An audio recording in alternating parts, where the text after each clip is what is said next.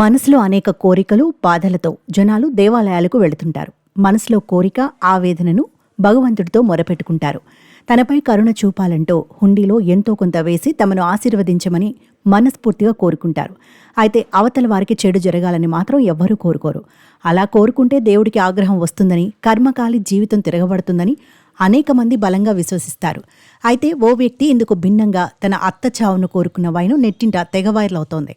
కర్ణాటకలోని కులబర్గిలో ఈ ఘటన వెలుగు చూసింది.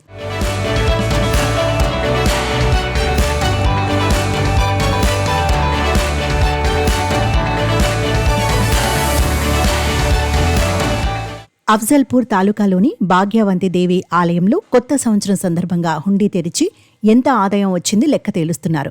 ఈ క్రమంలో డబ్బులు లెక్క పెడుతున్న వారికి ఓ అసాధారణ నోటు దొరికింది.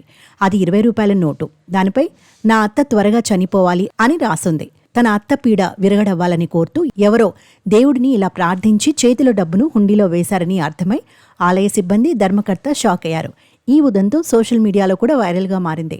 ఇలాంటి కోరికలు ఎవరైనా కోరుతారా అంటూ జనాలు నోరెళ్లబెట్టారు. అవతల వారి చెడు కోరుకున్న వారికే చెడు ఎదురవుతుందని కొందరు పెట్టారు. ఈ కోరిక కోరింది పురుషుడా లేక స్త్రీనా అని కొందరు ప్రశ్నించారు.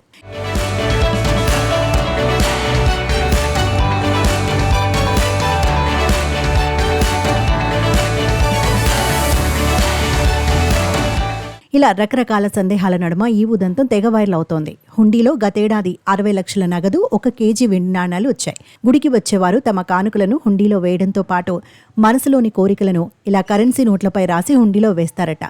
నోట్లపై రాతలు సహజమే, కానీ ఇలాంటి అడగకూడని కోరికను మాత్రం తాము మొదటిసారి చూస్తున్నామని గుడి వర్గాలు తెలిపాయి. ఈ వార్త స్థానిక మీడియాలో కూడా విస్తృతంగా ప్రచురితమైంది.